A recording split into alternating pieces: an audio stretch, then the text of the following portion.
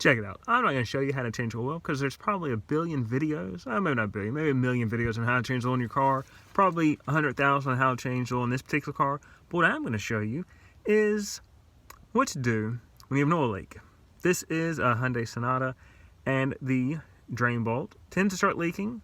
Generally, when you don't replace the crush washer, there's a crush washer that I recommend replacing every time. I don't. I doubt many people do.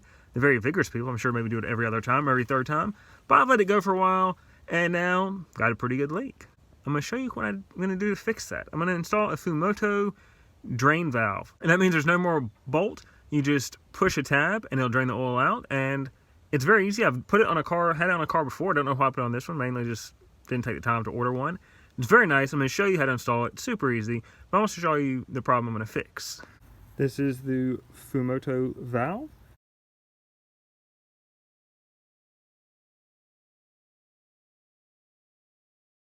This one in particular is the F106S, specifically for the 2013 Hyundai Sonata.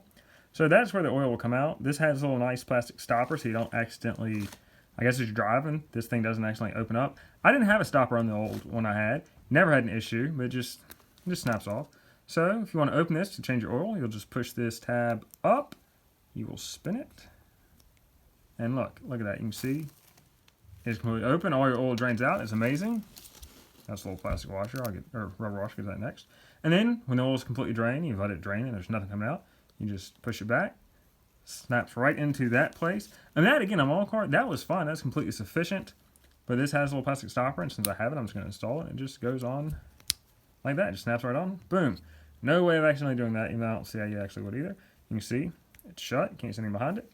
And this is just the rubber washer you put on. And so the instructions from Fumoto just say, turn this hand tight. Once it is hand tight, use a crescent wrench to turn this part, not your nipple, an 1/8 of an inch, and then that will be set. So, I mean, that's all it is. This is all you need to do. It makes it very simple. No bolts dropping into the oil drain pan. I mean, this is assuming you change oil yourself. If you have someone else to do it, then screw it. Let them fool with all that nonsense. If you're changing oil by yourself, like I do, this is handy. I really like it. And again, I don't know why I haven't done this sooner, other than I guess I'm just lazy. I didn't think about it, but yeah, it's awesome. Since my crush washer is an issue and I had a leak, it's going to save a lot of things for me. And this was, let me think, $25? That's not bad, all things considered. Just the amount of headache it'll save you, the time it'll save you, not bad. So I'm going to install that. I'll get back to you after it has been installed. All right, let's see if we can get some light here. So that is my drain bolt. You see that little drip of oil?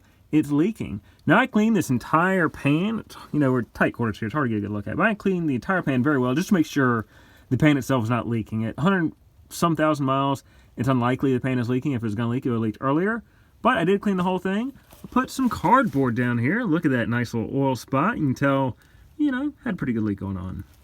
Also, if you know Hyundai cars, I had to remove a bunch of panels because all the pan, everything is covered with plastic panels for safety, for protection, and that's great. That's okay.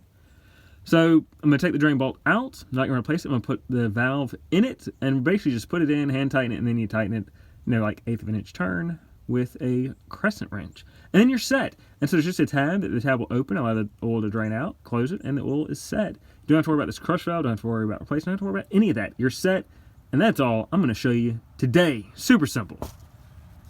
Oh, one note, best to do this when you're changing the oil instead of wasting a bunch of oil, so I waited to the oil change to do this. So there is the valve installed. I'm not quite sure how well you can see that because it's dark and I can barely see it, but I'm hoping you can see something. There you go, that's a little bit better.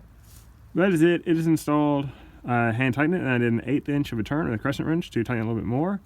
So the nipple is just right at the end, like kind of the valve thing is on top of it. And it's not too difficult to reach where it is. I mean, obviously it could be easier, but I think it'll work out. I do have just enough space. Let's see, and there's an opening in the pan. I drop this plastic pan every time I change the oil, but I won't have to. I mean, there's just enough space for me to reach up there inside and twist the little lock.